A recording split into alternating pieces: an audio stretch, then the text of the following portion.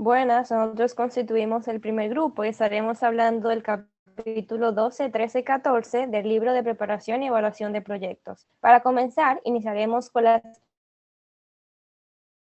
de enfocarse en el análisis de las informaciones que surgen de diferentes estudios.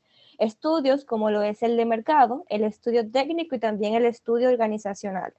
Entonces, en este punto también entra algo muy importante que son las inversiones previas a la puesta en marcha. Estas inversiones previas se agrupan en tres tipos, como lo son la de los activos fijos, los activos intangibles y también el capital de trabajo. Cuando hablamos de las inversiones de activo fijo, hacemos referencia a aquellas inversiones que se manifiestan en bienes tangibles y se utilizan en el proceso de transformación de insumo. Cuando hablamos de las inversiones de activo intangible, nos enfocamos en aquellas que tienden a realizarse sobre activos constituidos por servicio o derechos adquiridos. Cabe destacar en este punto que tanto los activos fijos como los intangibles pierden valor con el tiempo. Y cuando hablamos de las inversiones de capital de trabajo, este caso se manifiesta a partir del conjunto de recursos necesarios en forma de activos corrientes para lo que es la operación normal del proyecto durante el ciclo productivo. Otro aspecto que se debe tomar en consideración son los métodos principales para calcular el monto de inversión en capital de trabajo.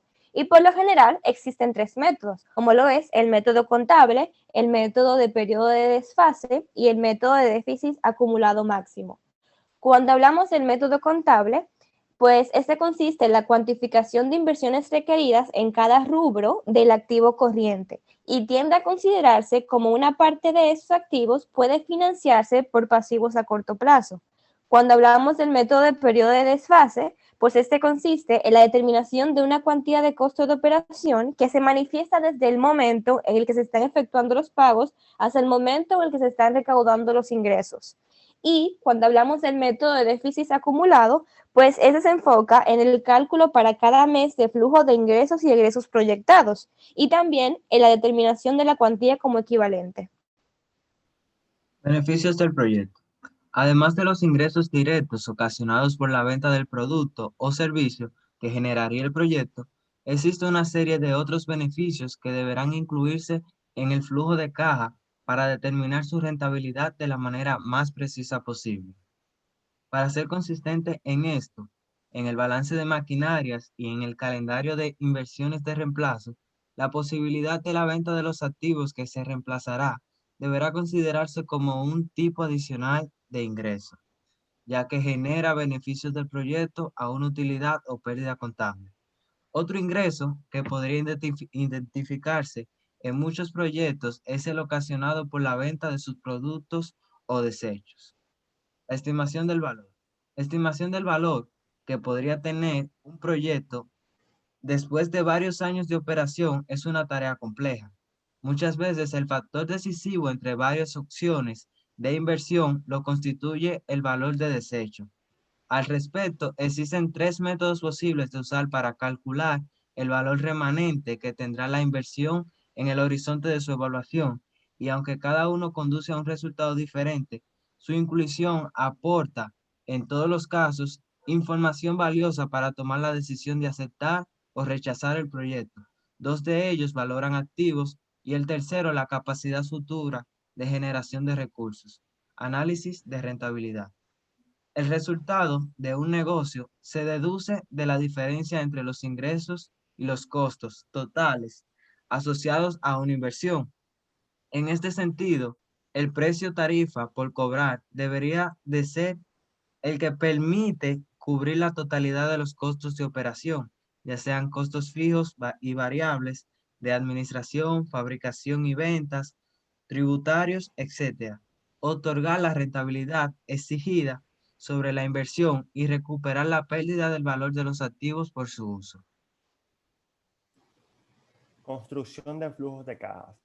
La construcción de un flujo de caja es una etapa muy importante al momento de analizar un proyecto. Primero vamos a definir lo que es un flujo de caja. Hace referencia a las salidas y entradas netas de dinero que tiene una empresa o proyecto en un periodo determinado.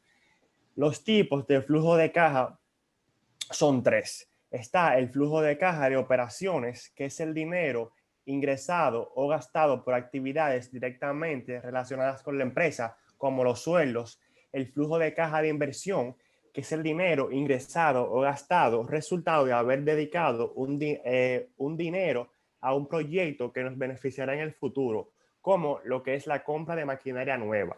Y el flujo de caja financiero, que es el dinero ingresado o gastado como resultado de operaciones directamente relacionadas con el dinero. Por ejemplo, el pago de préstamos. Propósitos del flujo de caja. Está medir la rentabilidad del proyecto, medir rentabilidad de recursos propios y la capacidad de pagos frente a préstamos. Cabe destacar que el flujo de caja neto es un indicador de la solvencia de una empresa. Cuando un negocio es insolvente, esto quiere decir que no tiene suficiente dinero en efectivo para pagar sus préstamos. Si una empresa es insolvente por un periodo prolongado de tiempo, puede irse a la quiebra. Y el flujo de caja del cual se está hablando cabe para proyectos nuevos. Elementos de un flujo de caja. Son 4 principales, que son egresos iniciales de fondos, ingresos y egresos de operación, cuando ocurren los ingresos y egresos y el valor de salvamento del proyecto. Estructura de un flujo de caja.